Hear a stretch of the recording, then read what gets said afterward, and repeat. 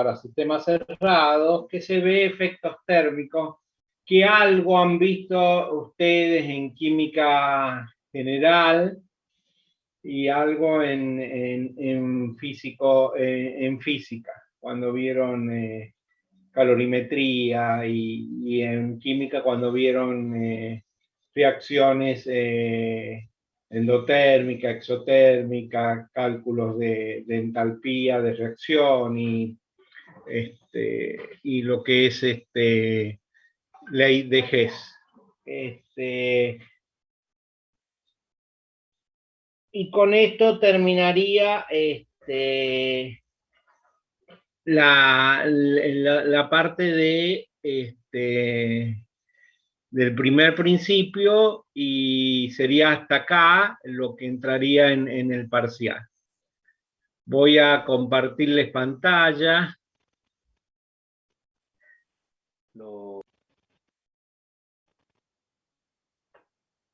Vamos a ver. Bien.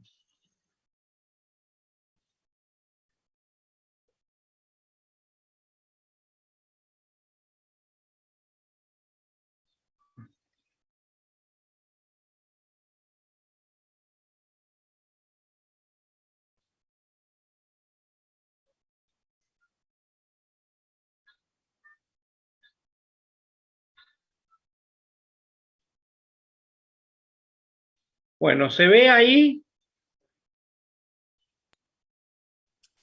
Sí, sí. Bueno, muchas gracias. Bueno, ¿qué es esto? Antes de empezar es un resumen. Supongamos el primer principio que tenemos una sustancia pura, es decir, el agua, el amoníaco, un refrigerante, un gas, pero como sustancia pura, no como gas ideal. ¿Qué vamos a aplicar? El primer principio para sistemas cerrados, que es este que está acá, ya lo conocen, delta U igual a Q más W, aplicando calor que entra y trabajo que entra positivo, calor que sale y trabajo que sale negativo. Bueno, y le dan una serie de un problema donde le piden datos, W, Q, delta U, delta H, delta S todavía no lo hemos visto. Entonces, ¿qué sacamos? Fíjense, lo primero que sacamos si tenemos datos es sacar de tablas, ya sea tabla de vapor sobrecalentado, vapor saturado, la mezcla o vapor o líquido subenfriado de tablas, ¿sí? Si el proceso es 1,2, entonces U2 menos U1 o H2 menos H1, todo es igual. Todo es igual en cualquier proceso. Ahora bien, si tenemos un proceso isocórico, vamos a decir que el trabajo es 0 y que Q es igual a delta U. Y de acá podemos sacar el valor del calor. Por supuesto, si en el problema nos dan calor, lo igualamos a delta U y ya tenemos la variación y podemos sacar los otros datos.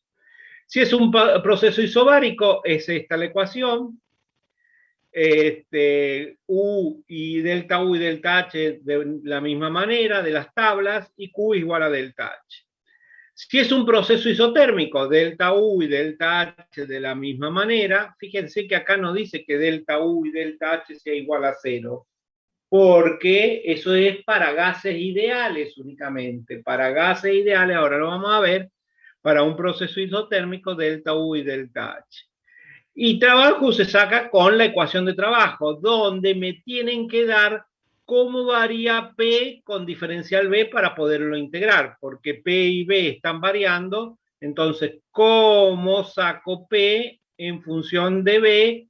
Lo pongo en función de B y de ahí saco el trabajo. Y recién saco el calor. Fíjense que el calor es lo último que se saca, no lo primero, salvo que me lo den como dato. En una diabática, lo mismo, ¿sí? Y puedo 0 y por el primer principio, delta U igual a W es igual a delta U. Y para un proceso politrópico cualquiera, nuevamente sacamos de tabla delta U y delta H. Trabajo me tienen que dar cómo varía P en función de B para poder sacar el trabajo. Y de ahí saco luego Q, que es delta U menos trabajo. Eso es si estamos en una sustancia real. Una cuestión. Si, por ejemplo, tuviera un líquido cualquiera y no me dicen y no puedo encontrar las tablas, acuérdense que Q ¿sí? Es igual para un líquido y para un sólido. Q lo podemos aproximar a delta U y igual a delta H, y que lo podemos aproximar como C o M por C por delta T o N por C por delta T, donde C es la capacidad calorífica específica, si estoy multiplicando por la masa, o la capacidad calorífica molar si estoy multiplicando por el número de moles. Pero eso es para un líquido o un sólido, que no estamos, nunca trabajamos con sólidos, pero si lo tuviéramos que trabajar, o puede ser cuando estemos en calorimetría, que estamos colocando una barra o un cubo de cobre en un recipiente que tiene agua. Entonces ahí Q va a ser igual a M por C por delta T, que generalmente es en los problemas de calorimetría. Si es para gases ideales,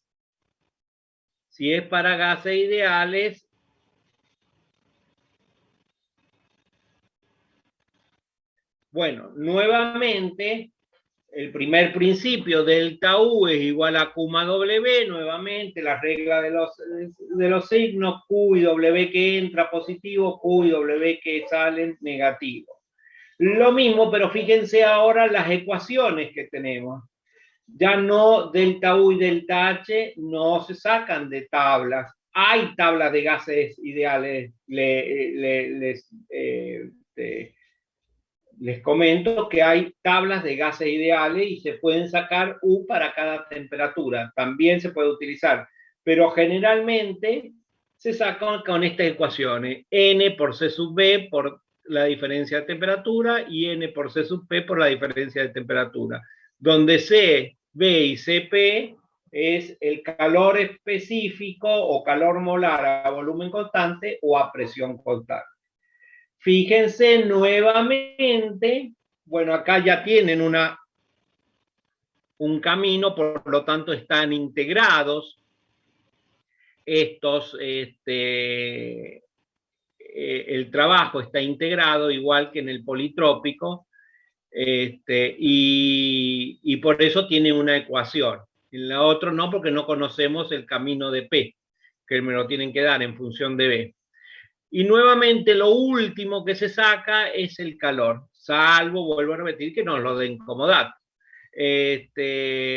Y un comentario acá, N es el coeficiente de la politrópica y W se puede sacar lo mismo que este politrópico de la misma manera, nada más que en vez de ser N es K o gamma, donde K es la relación, o gamma, la relación entre el CP sobre el CB. CP sobre este CB. Este es el valor que va acá, K, pero es para cuando es adiabático. Bien. Una vez que hemos visto este resumen de cómo realizar los ejercicios con el primer principio, vamos a ver la dependencia de U y de H con la temperatura y con otras variables, porque depende. Las capacidades caloríficas, que si la dividimos por el número por la masa, se convierte en calor específico, y si por el número de moles, en calor molar. En muchos procesos es interesante conocer la dependencia de la temperatura de U y de H. Por ejemplo, nos interesa saber la variación de U de una determinada reacción diferente a temperatura y por lo tanto cómo varía con el aumento de temperatura. Es decir, yo tengo una reacción de, por ejemplo, de formación del amoníaco. Bueno, si nosotros vamos a tabla, vamos a encontrar el delta H de formación del amoníaco, pero a 1 bar y 25 grados centígrados. Resulta que esa reacción no produce, valga la redundancia, tanto producto, tanto amoníaco a esa presión y a esa temperatura. Entonces, la tenemos que llevar a una mayor presión y a una mayor temperatura. Por lo tanto, el delta H a la temperatura, por ejemplo, de una presión de 300 bar y una temperatura de 500 Kelvin, no está en tabla. Entonces, ¿cómo varía H o cómo varía U para esa reacción a esa presión y a esa temperatura? Entonces, es lo que vamos a ver acá, cuáles son las ecuaciones que se deben utilizar para ver esas variaciones. Generalmente, U se pone en función de T y de B. Espera un minuto. De T y de B. Y de... Entonces, en un plano va a ser una superficie en un diagrama U, T y B.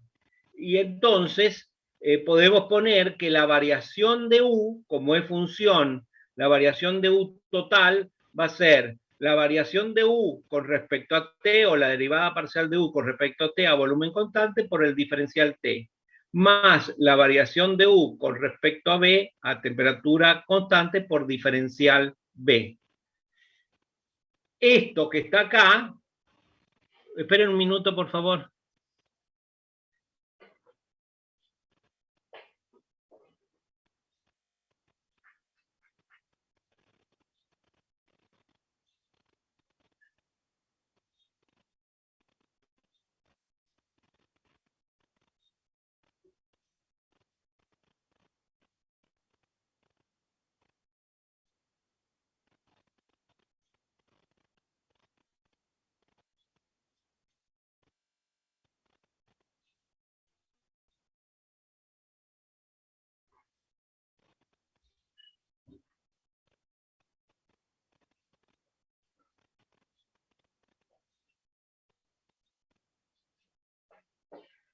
Bueno, perdonen la interrupción.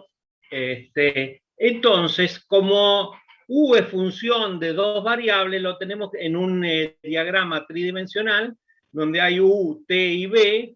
La variación de U con respecto a T y a B es un plano, que es esta. ¿Sí? Para gases, sobre todo gases ideales, U no varía tanto con el volumen, sí con la temperatura. Entonces, esto para un gas se va a convertir en una línea. La variación de U va a ser esta línea celeste y la variación de U con respecto a T a volumen constante va a ser una tangente la tangente en cada uno de los puntos de esta curva. ¿Sí? Esto es una recta tangente a la curva en un punto.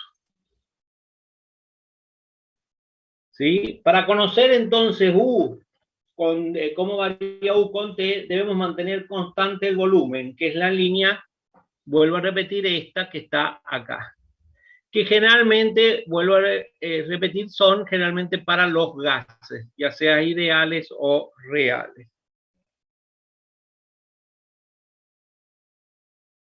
Lo mismo ocurre con H, pero H lo ponemos en función de la temperatura y la presión, que son las dos variables, y que por eso ustedes van a ver que todos los procesos en ingeniería química, lo que se mide cuando hablamos de energía es contenido entálpico y no contenido de energía interna. La variación total de la entalpía es la variación, la derivada parcial de H con respecto a T a P constante, diferencial T, y lo mismo con T constante, diferencial P. Nuevamente, podemos hacer una gráfica de H en función de P y T. La variación total va a ser una superficie, y para gases generalmente no varía con la presión, no se la tiene en cuenta con la presión, entonces hacemos constante la presión y nos queda variando con la temperatura esta línea azul, y la derivada parcial de H con respecto a T a presión constante es esta recta tangente en un punto en la curva. Profe, Bien, sí. perdone que le interrumpa. Quería ver si me había quedado claro esto. Cuando nosotros vamos a medir energía interna en los gases, lo hacemos a volumen constante, o sea, un proceso isocórico, y cuando hacemos la entalpía, lo hacemos a presión constante, o sea, un proceso isobárico, o estoy mezclando las cosas. No.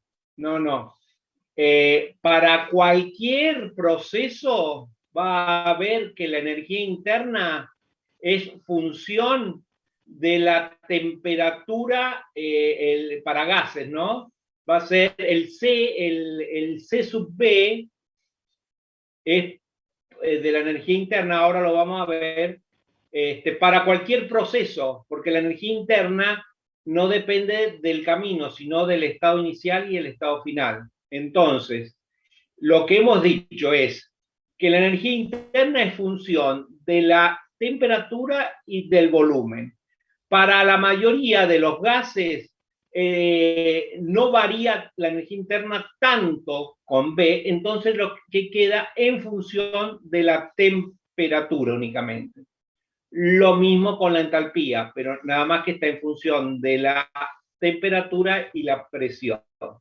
Nuevamente, para la mayoría de los gases no varía tanto con la presión, entonces la energía interna para gases es función únicamente de la temperatura, y la entalpía también es únicamente dependiente de la temperatura. Hasta ahí por una parte.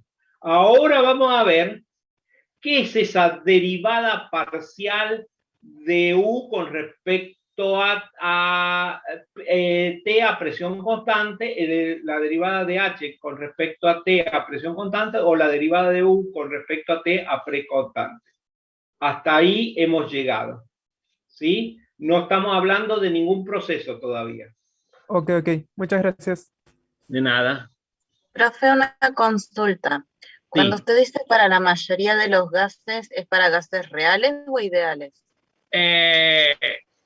Para todos los gases ideales, ¿sí? Y para la mayoría de los gases reales. Siempre hay alguno que se escapa, como el hidrógeno, sobre todo esas sustancias simples que se escapan de poderlo tratar como la mayoría de los gases, ¿sí? Siempre hay alguno que es remolón a cumplir estas condiciones.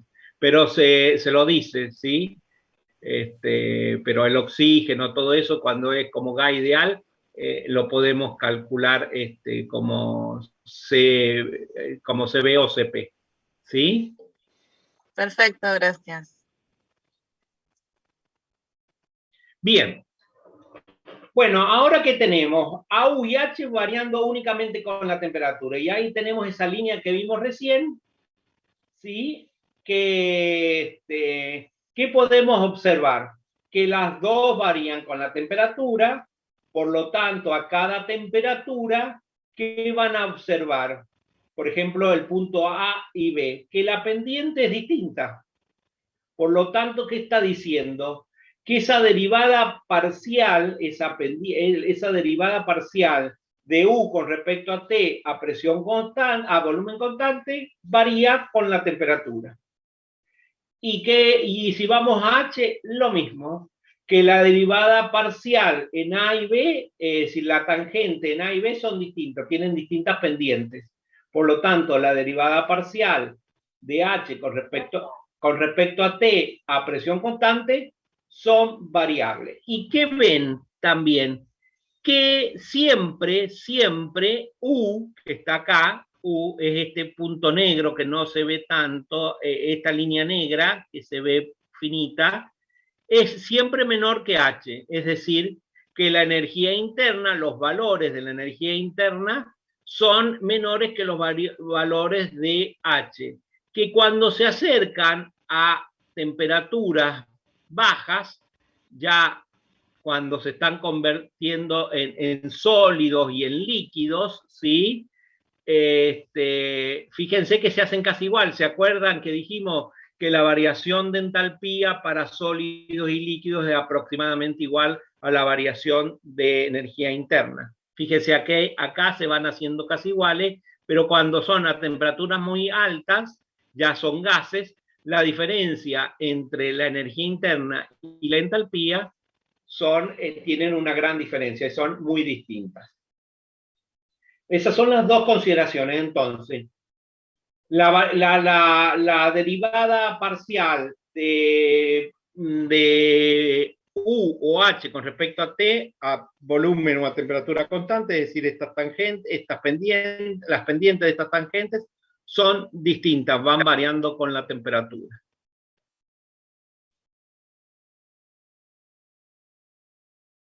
Bien.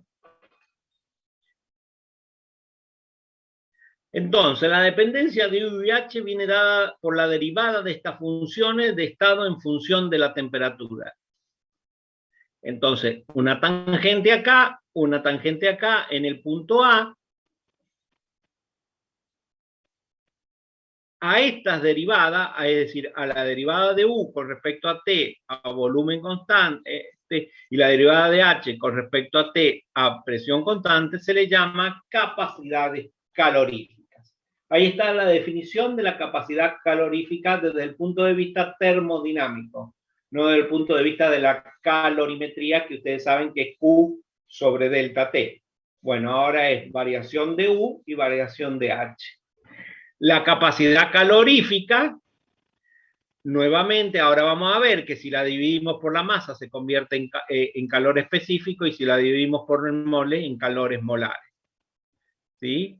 Entonces, capacidad calorífica a volumen constante y capacidad calorífica a presión constante. La unidad de esto es Joule sobre Kelvin. Joule porque es la medida de energía y Kelvin porque es la unidad de temperatura.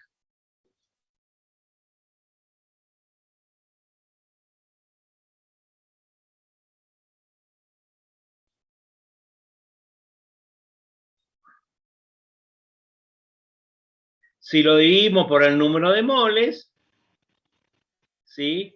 Puede ser escrito de esta manera, capacidad B, M, que significa calor molar a volumen constante, o puede tener una rayita arriba, puede tener, lo voy a escribir acá,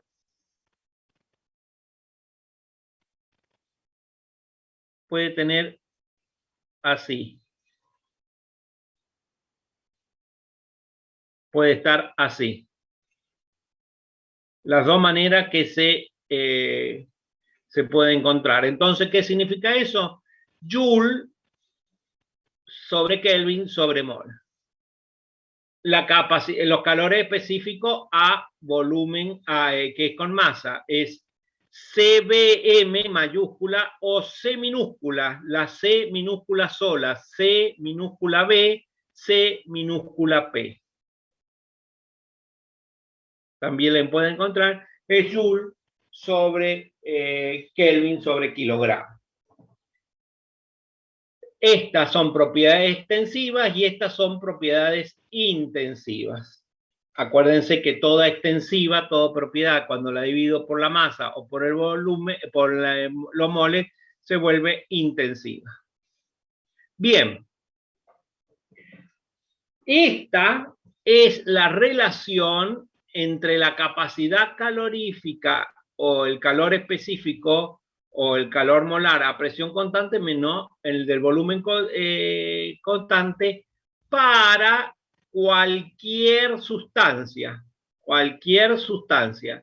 Y la de abajo es para esta que está acá, para un gas. Es decir, que Cp menos Cv igual a nRT para un gas ideal.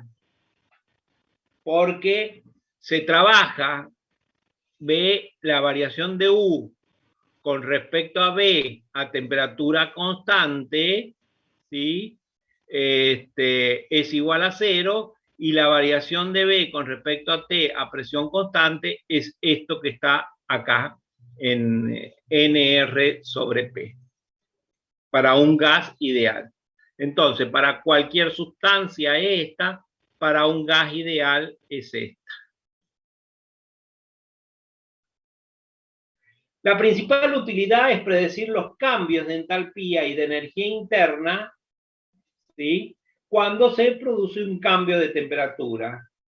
Entonces ya sabemos que un delta H a dos temperaturas, que antes lo considerábamos como igual a Cp por N por Cp por delta T, no lo podemos suponer ese Cp como constante porque va a ir variando con la temperatura, hemos visto.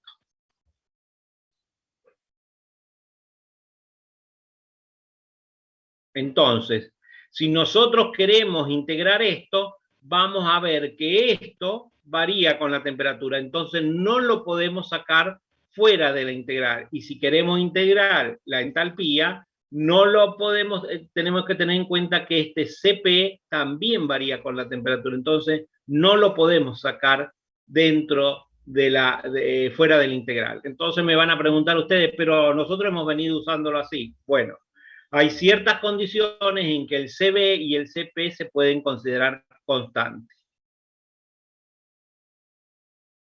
¿Sí? Entonces, esta sería la definición para un gas, ¿sí?, de delta U y delta H. Cv por delta T y Cp por delta T. Ahora, ¿qué va a pasar? ¿Cuándo podemos considerar esto constante y cuándo no? Cuando tenemos una pequeña diferencia de temperatura, pequeña, ¿qué es pequeña? Me van a decir, bueno, cuando es pequeña, por ejemplo, 10, 20, 30, 40 grados, 50, ya cuando es más, no podemos suponerla como constante. Si es constante, queda la ecuación que ustedes conocían, ¿sí? Delta U es igual al calor o a la capacidad calorífica volumen constante por delta T. Y delta H es la capacidad calorífica a presión constante por delta T. Eso sí es constante en un rango pequeño de temperatura. O que se lo diga el problema que pueden considerar el Cv y el Cp independiente de la temperatura. Para pequeñas variaciones de temperatura podemos considerar Cp o Cv es independiente, ¿sí?, es lo que teníamos. Y entonces vamos a encontrar en el apéndice tablas para distintos gases, fíjense, calores específicos de gases ideales, ¿sí?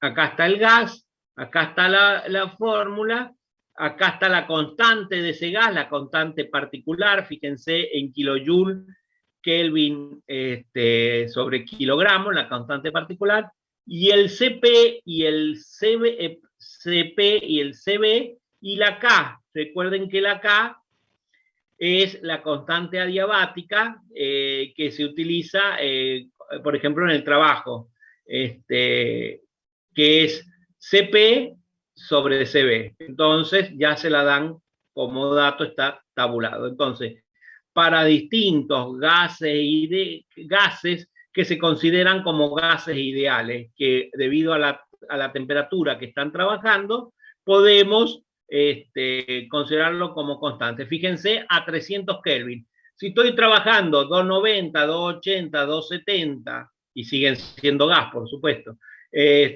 o 310, 320, 350, puedo considerar a esto como constante y utilizarlo.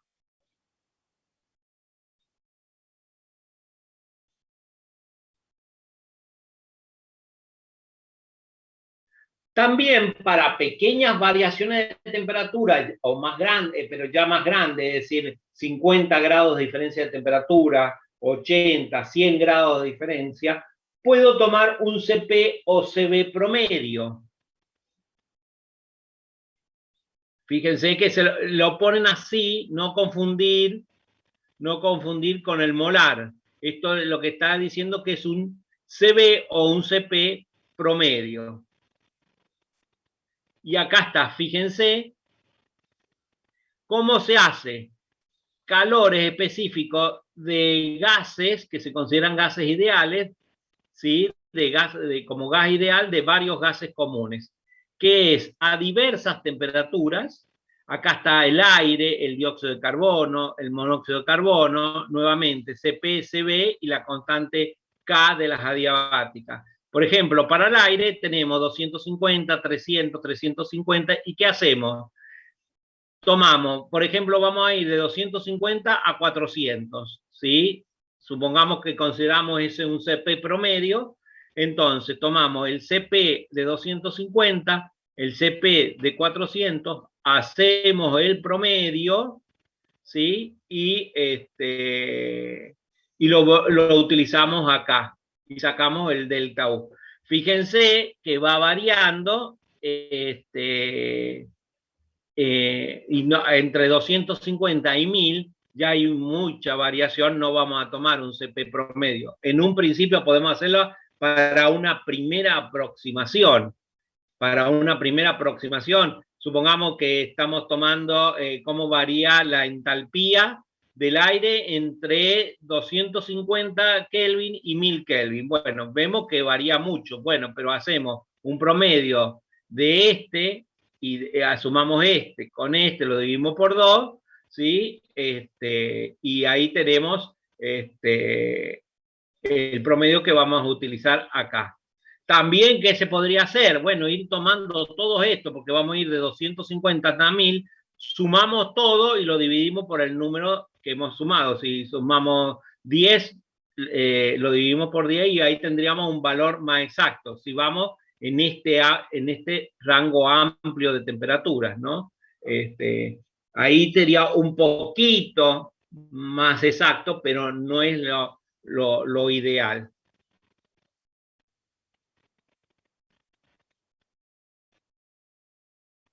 También pueden utilizar gráficos. Tampoco son tan exactos. Entran, por ejemplo, temperaturas para distintas sustancias. Ahí está, fíjense, miren. Para esta sustancia, el argón, el helio, el neón, el criptón, el xenón, el radón, fíjense que el CP no varía casi con la temperatura o no varía. Entonces, fíjense el amplio rango de temperatura. Entonces, ¿qué hacemos? Tomamos la temperatura que está inicialmente, medimos acá y sacamos, por ejemplo, del dióxido de carbono. Tomamos acá y sacamos. Tomamos acá y sacamos. También fíjense que en algún momento, por ejemplo, el dióxido de carbono se hace casi constante. Es decir, que si estamos trabajando entre 2900 y 3100 Kelvin, podemos considerar constante al dióxido de carbono. También hay que saber cómo es la variación. En este caso, la variación, por ejemplo, del hidrógeno, que al principio es muchísima, luego la pendiente es menor que al principio. Entonces, también depende de cómo va a ir variando. ¿Uno lo sabe? No lo sabe. Tiene que tener estos gráficos para ver cómo considero a esa sustancia, si el CP es constante o lo tengo que ir variando.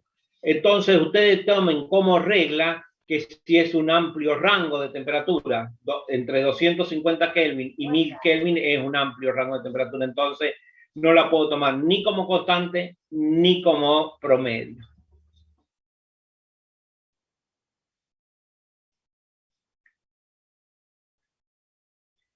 Para variaciones entonces importantes de temperatura, tenemos que considerar una ecuación que es función, tanto el Cp como el Cv, es función de la temperatura.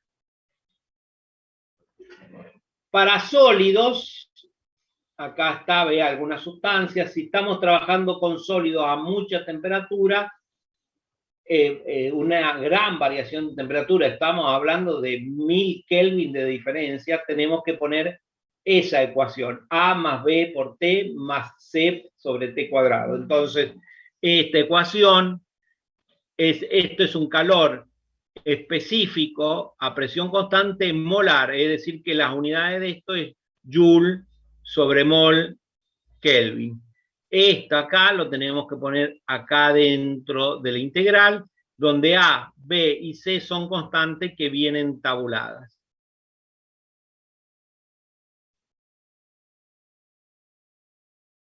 Para cada sustancia. Vuelvo a repetir, sólido, estamos hablando de sólidos con grandes variaciones de temperatura, es decir, en los que ocurren dentro de la corteza terrestre. Para gases, generalmente es esa ecuación, es una ecuación también, una capacidad, un calor específico a presión constante molar, T es la temperatura, A, B, C y D son constantes experimentales propias de cada sustancia. Y ahí están, fíjense, no se ve mucho también. Entonces, calores específicos de gases, de muchos gases, comportándose como gases ideales, en función de la temperatura. Fíjense, T está dado en grados centígrados y Cp está dado en kilojoule por Kelvin. Y acá tengo distintas sustancias, acá están las constantes A, B, C y D, y el rango entre las temperaturas que podemos usarla. Es decir, que esta ecuación que está acá, esta que está acá, tiene un rango de uso, no se puede usar por fuera de ese rango. Es decir, por ejemplo, veamos el aire, está entre 273 y 1800. Si tengo 270, bueno, si tenés 270, estás en el rango. Si tengo 1850, bueno, está en el rango. Pero si tenés 2000 Kelvin, 2100, ya no podés, no estás dentro del rango, entonces tenés que buscar otra ecuación que esté dentro del rango de estas temperaturas. Recuerden que las temperaturas en termodinámica siempre son en absolutas, en Kelvin o en Römer, si es la unidad en inglés.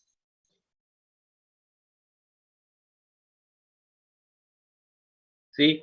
Calcular la variación de una sustancia, un mol de una sustancia cuando se calienta de 25 a 300 grados centígrados, considerar que la capacidad calorífica es dependiente de esta dependiente de la temperatura, le dan las constantes, ¿sí?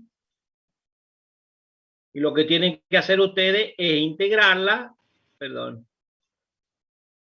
Entonces, integran esto en función de la temperatura, es decir, integran por parte A diferencial T más B T diferencial T más C sobre T cuadrado diferencial T y sacan el delta H.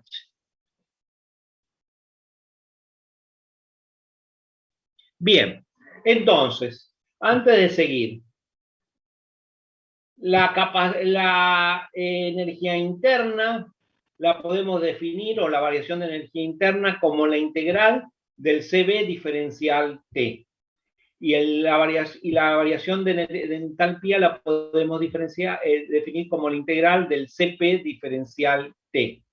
Ese Cv y Cp, de acuerdo a la variación o el rango de temperatura en el que estemos trabajando se pueden considerar constante o un promedio o en función de la temperatura. Si es un rango chico, lo podemos decir constante, o si nos lo dicen en el problema. Si es un rango medianamente grande, unos 50, unos 100 grados centígrados, lo podemos considerar un promedio y vamos a la tabla y sacamos los valores. Y si no, lo sacamos en función de la temperatura y tenemos que integrar el C, B o CP en función de la temperatura. Ahora pasamos a la segunda parte de esto que es estudios de los calores en termodinámica, que es la termoquímica, que es el estudio, ya vieron mucho de esto, es el estudio del calor liberado o requerido para una reacción química. Ustedes recuerdan que una reacción química puede absorber calor o liberar, es decir, había reacciones endotérmicas o exotérmicas.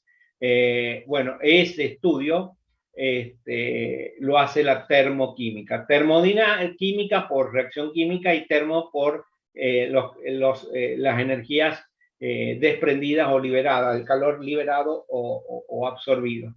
Y como generalmente las reacciones químicas se hacen a presión constantes, entonces lo que generalmente se habla es de variaciones de entalpía.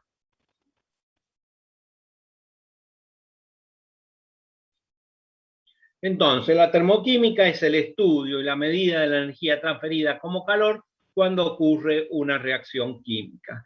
Y como les decía, ese calor que se absorbe o que se libera se mide a través de delta H porque las reacciones ocurren a presión, la mayoría a presión constante.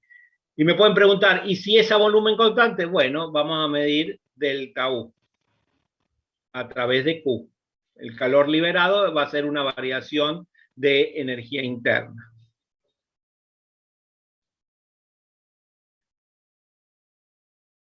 El cambio de entalpía estándar, delta H cerito, que es la variación de entalpía en el estado estándar. ¿Cuál es el estado estándar? La presión de un bar o de una atmósfera antiguamente.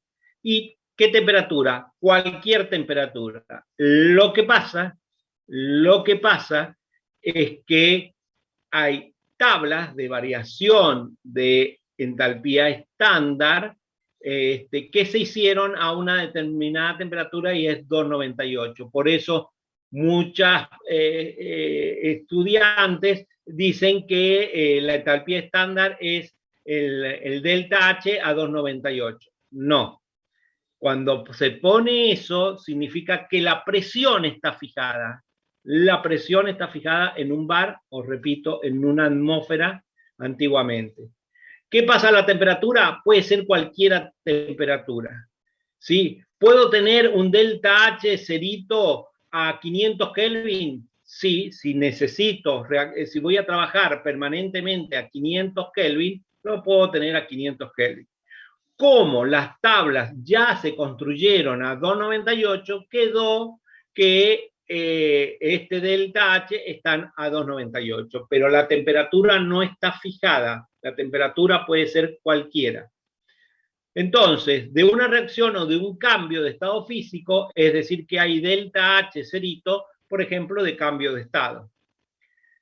Es la diferencia en entalpía entre los productos y los reactantes en su estado estándar a la temperatura especificada. Entonces, fíjense que no habla de la temperatura, una temperatura especificada. Por ejemplo, el agua que pasa de agua líquida a agua gaseosa es un cambio de estado que se llama el delta de vaporización, delta H de vaporización estándar, a 373, vale 44 kJ por mol. Esto está tabulado. Fíjense, ¿qué significa esto? Que es a un bar o una atmósfera de presión. Y le ponen entre paréntesis a qué temperatura fue medido. A 373 porque es el que nos interesa. No nos interesa un cambio del agua líquida al agua a gas a 25 grados centígrados. ¿Existe? Sí, existe. Pero no nos interesa, sino nos interesa a 100 grados centígrados, que es 373 Kelvin.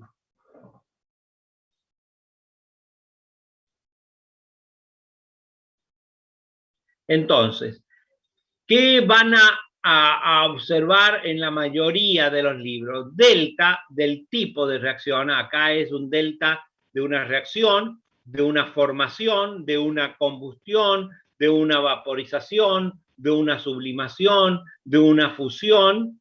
H, el cambio de entalpía. Cerito, estándar, que es una atmósfera. Y entre paréntesis, ¿sí?, puede estar referida a qué temperatura se hizo la experiencia.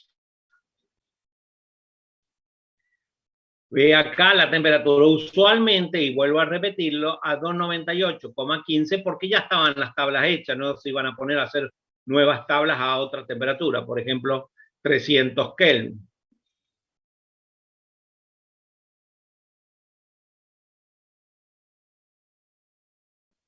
Entonces está el delta H de cambio de estado o transición de fase, el cambio de vaporización, el cambio de fusión. Todas, fíjense, un bar, un bar, un bar. De sublimación a un bar. Y están los delta H de reacción, de formación y de combustión.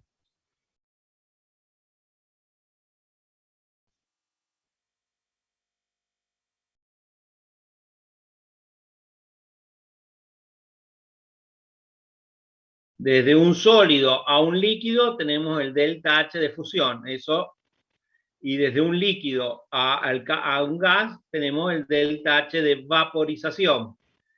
Puede ser que no exista en los libros el delta H de sublimación, pero muy fácil. El delta H de sublimación es la suma del delta H de fusión más el delta H de vaporización. ¿Sí?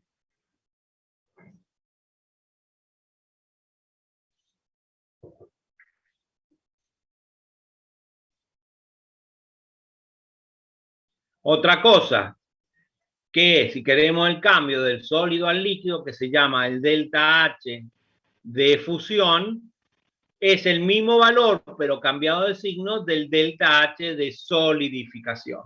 Entonces, no vamos a tener los dos tabulados, tenemos uno, ustedes saben que es el del cambio contrario, es el mismo cambiado de signo.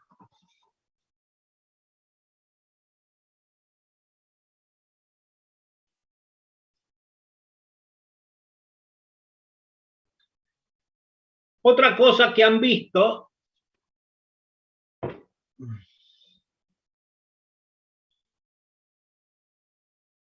el delta H de una reacción. ¿Se acuerdan? El delta H de una reacción estándar es la sumatoria de los nu, ¿qué son los nu? Los coeficientes estequiométricos, por los delta H cerito molares o específicos, según acá en esta cosa es molar, de los productos, menos la sumatoria de los nu de los reactantes por los delta H de estándar de los reactantes. Y eso da en Joule sobre mol. Ustedes habrán hecho una infinidad de ejercicios que les daban y que les preguntaban si esa reacción era exotérmica o endotérmica. Entonces, entalpía estándar de la reacción, entalpía molar estándar de los reactivos y de los productos, y no el coeficiente estequiométrico sin unidades. Este delta H de muchas sustancias están en tablas, a partir de lo que se llama el delta H de formación. Por ejemplo, para recordar, tengo una reacción 2A más B que da 3C más D, el delta H de la reacción era 3 por el delta H de del producto C, más 1 por el delta H del producto D, menos 2 por el delta H del producto A, más 1 por el delta H del producto del reactivo B.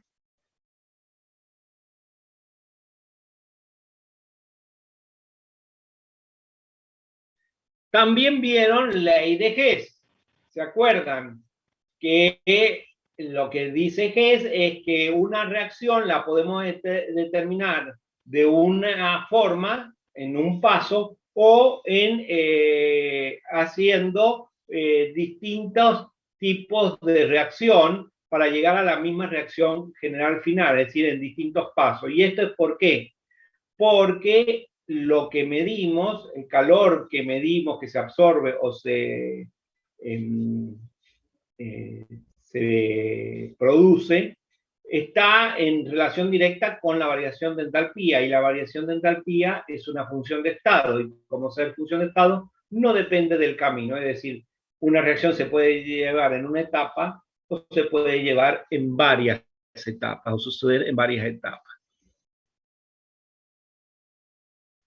La entalpía estándar de una reacción global es igual a la suma de las entalpías estándar de las reacciones individuales en que la reacción global puede subdividirse. ¿Para qué sirve? Nos permite combinar la entalpía estándar de reacciones para obtener la entalpía estándar de una reacción que desconocemos, la entalpía, ¿no? Entonces, eso es lo que hacían ustedes en química, les daban varias reacciones conocidas con sus entalpías y quieren determinar la entalpía de una reacción cuya, la entalpía que desconocen de una reacción que le dan como dato, como problema. Y acá es simplemente la aplicación de la primera ley basada en que la entalpía es una función de estado.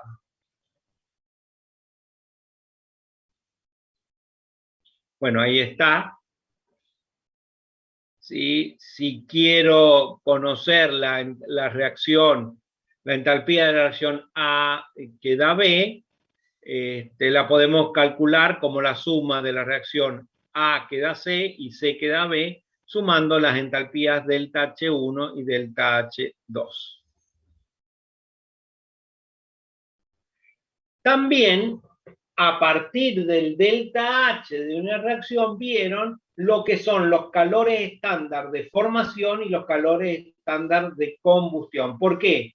Porque en las tablas no están todos los delta H de reacciones, sino algunos, pero sí están tabulados la mayoría de los calores estándar de formación y la mayoría de los calores estándar de combustión, ¿sí? Ambos siempre están dados en energía sobre mol. Vamos a definir qué era el calor estándar de formación y qué era el calor estándar de combustión. El delta estándar de formación o la entalpía estándar de formación es delta FH cerito. F por formación y cerito porque es estándar. Entonces, la entalpía estándar de formación, dada en kilojoule por mol o en joule por mol, de un compuesto es el cambio de entalpía estándar de la formación de un mol de dicho compuesto a partir de sus elementos en su estado de referencia. Entonces, por ejemplo, el agua, el delta H de formación del agua, es la reacción que transforma el hidrógeno más el oxígeno en agua, para obtener un mol siempre de el producto. El estado de referencia, como siempre dijimos, es un bar y una temperatura indicada que generalmente es 298.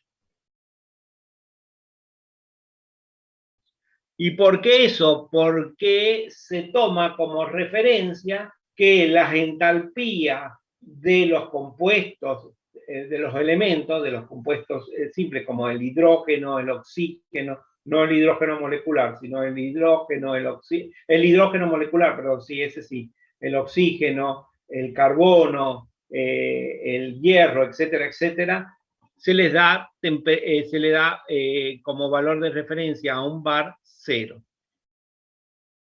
Entonces, esta reacción, el delta H de reacción sería el delta H de este menos el delta H de este menos 1/2 por el delta H de este.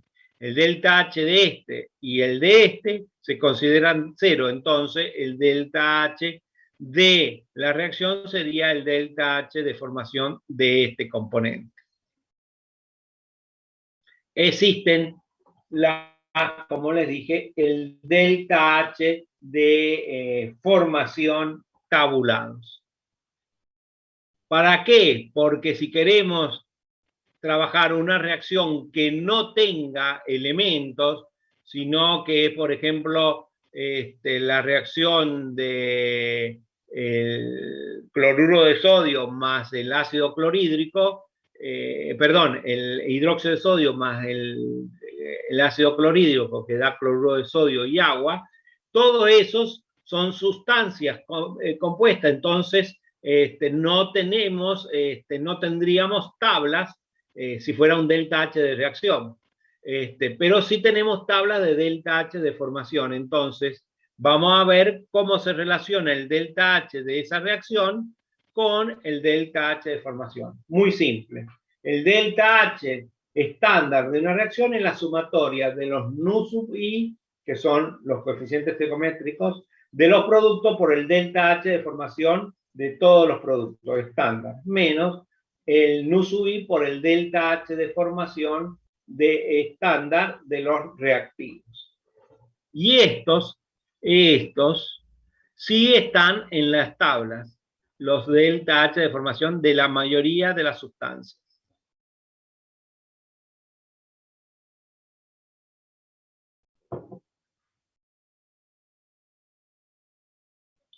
Y el de combustión, lo mismo. Nada más que tiene la reacción, es cualquier sustancia combustible que reaccione con el oxígeno para dar dióxido de carbono y agua. O si es una combustión completa. Y si es una combustión incompleta, monóxido de carbono. ¿Sí? Entonces, esta reacción, un hidrocarburo, por ejemplo, el metano que reacciona con oxígeno, que da dióxido de carbono, agua y, por supuesto, la liberación de energía. Generalmente esto se le llama delta H de combustión y porque libera energía, estos delta H de combustión son siempre negativos. Son reacciones exotérmicas, las de combustión.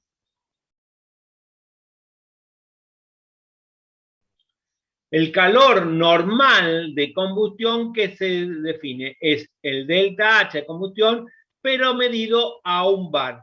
Y no generalmente, están tabulados también a 25 grados centígrados, 298 Kelvin, por lo que les dije yo de que ya existían esas tablas. ¿Pero puede ser a otra temperatura? Sí, puede ser a otra temperatura.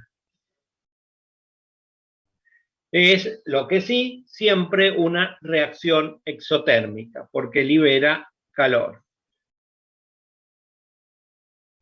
Y por último, vamos a ver algo que sí lo vamos a aplicar mucho, lo otro era un repaso, que lo deben haber visto, es que la ley de Kirchhoff. ¿Qué es la ley de Kirchhoff? Kirchhoff tiene varias leyes, ¿sí? Entre las están unas en electrotecnia y otras en la parte de radiación. Pero la ley de Kirchhoff en termodinámica es cómo calcular el delta H de una reacción a una temperatura que no es la que está en tabla, es decir, a 298, sino a una temperatura de 500 Kelvin de 298. Entonces, ¿qué dice este señor? Que como el delta H es una función de la temperatura, yo puedo de alguna manera hacerme un caminito, tomen esta palabra, hacerme un caminito, ¿por qué? Porque el delta H de una reacción no depende del camino que hagamos para producir esa reacción. Entonces, porque es un estado, es una función de estado. Entonces, lo que va a ver él, cómo construir un camino, no es la definición de la ley de Kirchhoff, sino cómo construimos un camino para calcular una reacción a una temperatura distinta de la de 298. Entonces dice que, por ejemplo, la entalpía a una temperatura 2 es igual a la entalpía a una temperatura 1 más la integral del C sub P por diferencial T entre esas temperaturas. Si nosotros esta temperatura es la temperatura de 298, entonces podemos conseguir que la entalpía a la temperatura, por ejemplo, de 500 grados es igual a la entalpía a 298 grados más la integral entre T1 y T2 del Cp diferencial T. Esto es de un compuesto, es decir, por ejemplo, de un reactivo. Lo podemos hacer para todos los reactivos y lo podemos hacer para todos los productos. ¿Sí? Entonces, por ejemplo, la entalpía de uno de los reactivos a la temperatura 2, 500 Kelvin, por ejemplo, es la entalpía a 298, ¿sí? Y un bar, más la integral entre 298 y T de C sub P diferencial T. Vuelvo a repetir, esto lo podemos hacer para los reactivos y para los productos. Ahora bien, como no conocemos valores absolutos, lo que vamos a calcular son variaciones de entalpía. Y fíjense cómo lo vamos a hacer.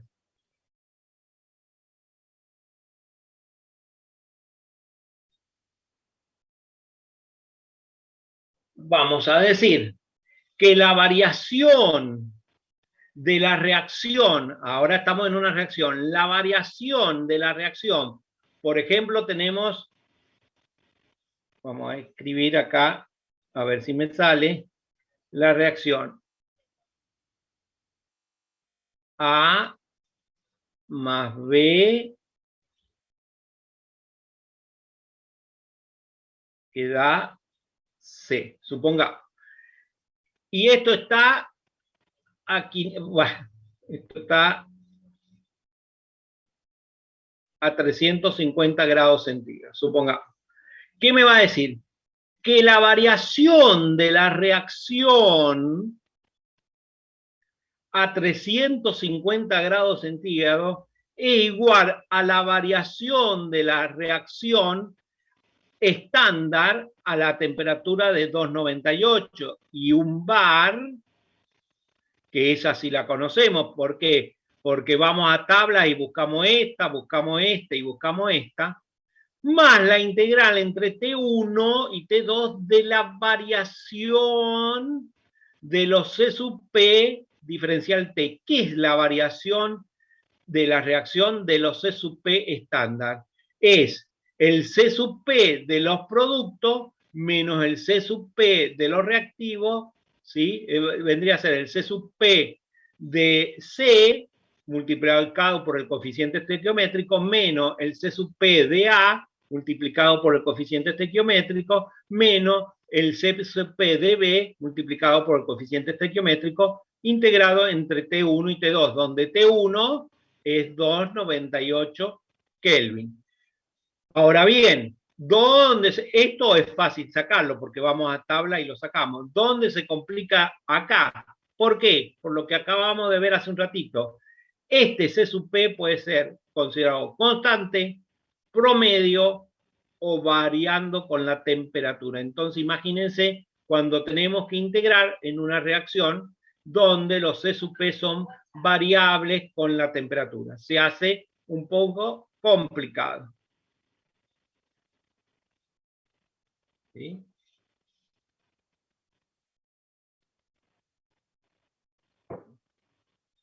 Bueno, entonces, este es el delta H de la reacción a una temperatura distinta a partir perdón, sí, a una temperatura distinta a partir del delta H de la reacción a la temperatura que está tabulada. Entonces, si las CP se mantienen constantes, lo podemos, en el intervalo de temperatura, lo podemos sacar fuera de la integral y integrar fácilmente. Si los CP promedio, también, porque ponemos un promedio entre esas dos temperaturas, pero si los CP son variables con la temperatura, no podemos, lo tenemos que integrar.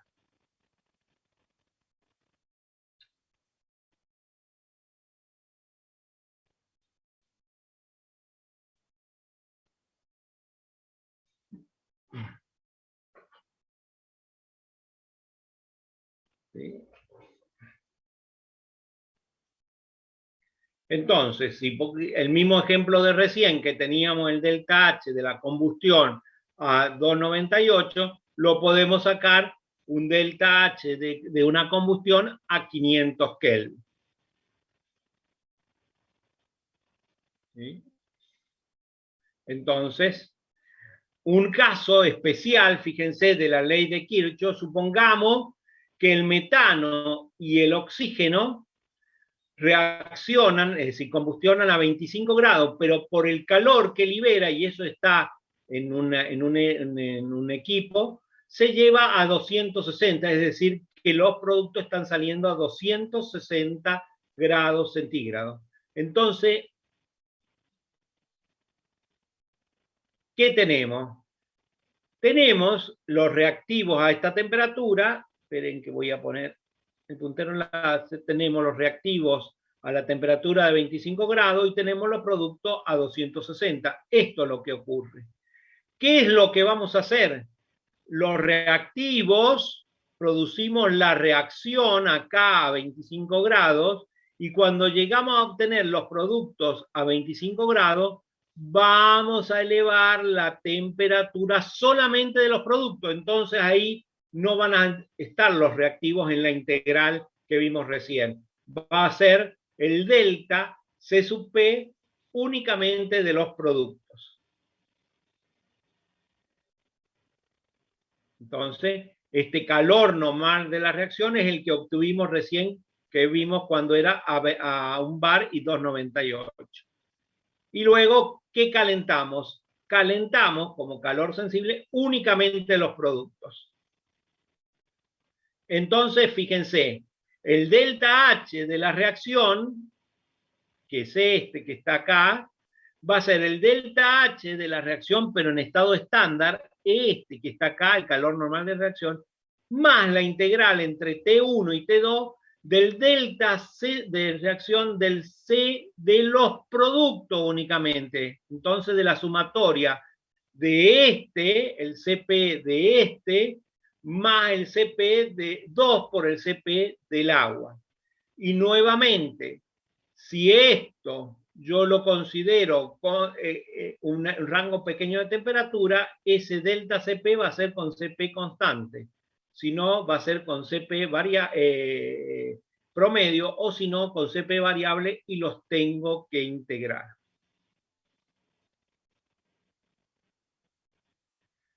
¿Qué pasa si los reactivos también están a 260? Es decir, que hicimos una reacción en un reactor de combustión, que el metano y el oxígeno estén a 260, es decir, estén acá, ahí. Bueno, ¿qué tenemos que hacer? Bajar la temperatura de los reactivos, producir la reacción en el calor normal de los, como en el calor normal de la reacción, que está tabulado, y luego calentar los productos. ¿Qué ecuación se usa? La misma, pero fíjense que esto ya va a ser el delta CP de los productos menos los reactivos, porque acá tengo que enfriar los reactivos. ¿Dónde se aplica esto? En sistemas, en régimen estacionario que intercambian calor con el medio, ¿sí? En una reacción o en en un intercambiador que están a altas temperaturas. Cuando hay un cambio de temperatura, también eso, tenemos que tener en cuenta en la ley de Kirchhoff, si una de las sustancias, cuando la enfrío o la caliento, cambia de estado. Entonces, tengo que agregarle o sacarle la entalpía de fusión o la entalpía de solidificación. Por ejemplo, que cambie de estado sólido a líquido o de líquido a sólido, por ejemplo.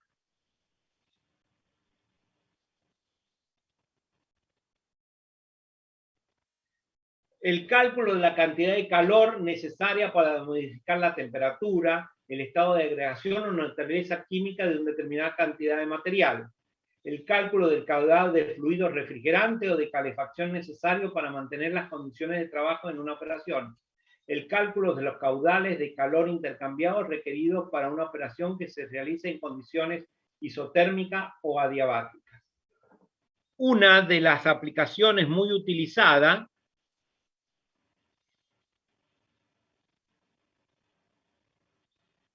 es el cálculo de llama. ¿Qué es el cálculo de llama? Es la temperatura máxima que se va a obtener los productos cuando la combustión se hace en condiciones adiabáticas, es decir, cuando no se libera calor, cuando el calor de la reacción queda dentro del receptáculo y se produce, y ese calor que hace eleva la temperatura de los productos. Es decir, supongamos que tenemos metano con oxígeno que da dióxido de carbono y agua. Y esa reacción se lleva a cabo, como es una reacción exotérmica, libera calor, pero ese calor no se puede llevar al medio ambiente porque está el recipiente aislado. Entonces, ese calor, ¿qué es lo que hace? Una vez, por ejemplo, entra el metano con el oxígeno a 25 grados, se produce la combustión a 25 grados, pero vuelvo a repetir, ese calor no se libera. ¿Qué hace? Se eleva la temperatura de los productos. ¿De quién? Del dióxido de carbono y del agua. ¿Hasta dónde? Bueno, eso es lo que quieren saber. Esa temperatura final es la que se llama temperatura de llama. ¿Y cómo se obtiene? A ver si lo puedo. ¿Y cómo se obtiene?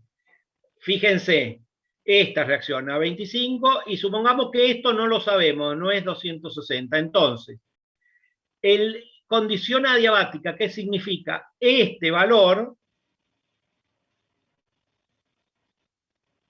vale 0, porque es condiciones adiabáticas.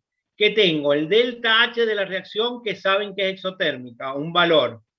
El T1 es conocido, es 25 grados, y el T2 no es conocido, es la temperatura de llama, esta es la temperatura de llama, ¿sí?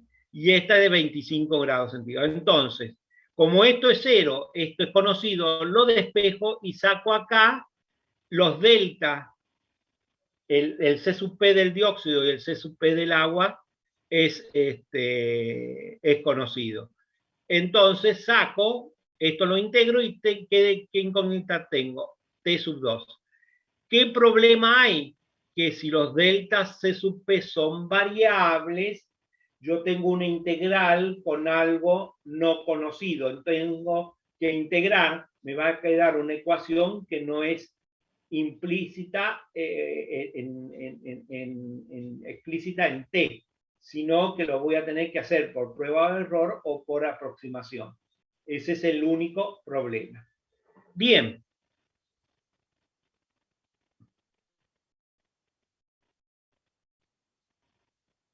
Con esto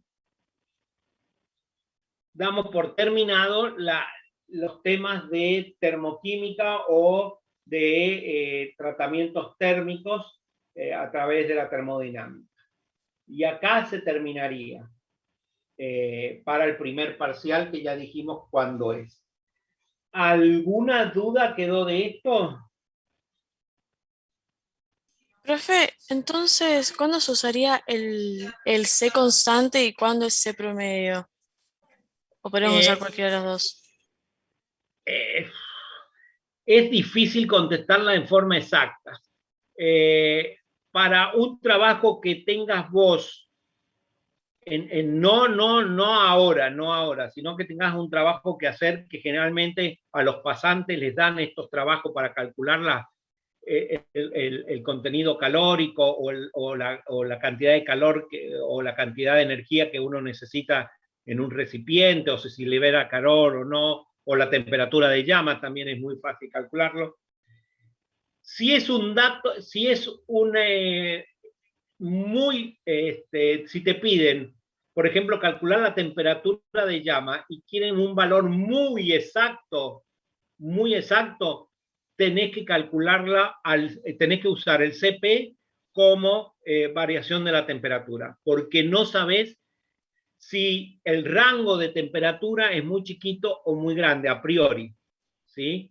Si vos ves que esa ecuación que vimos recién no sabés la temperatura final, supongamos que empezó en 25 grados y que como no sabés a qué temperatura, tendrías que usar, y si te pide el ingeniero de planta, no, quiere un cálculo muy fino, entonces calculás con el CP variable.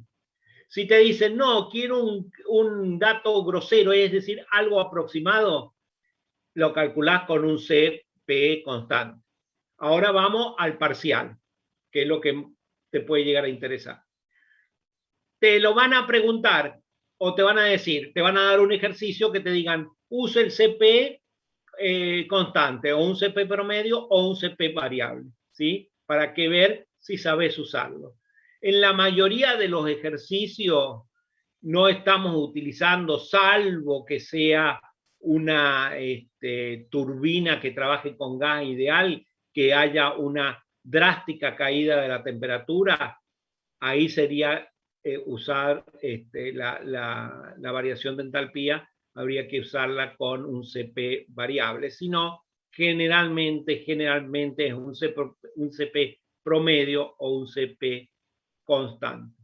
Entonces, para redondear, si te piden un cálculo muy fino, CP variable. Si te piden un cálculo muy grosero, CP fijo o constante.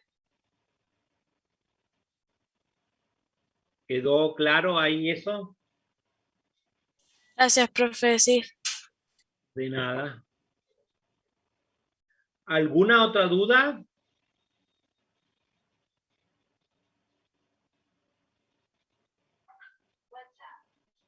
Bueno, entonces, chicos y chicas, estamos viéndonos en cualquier momento.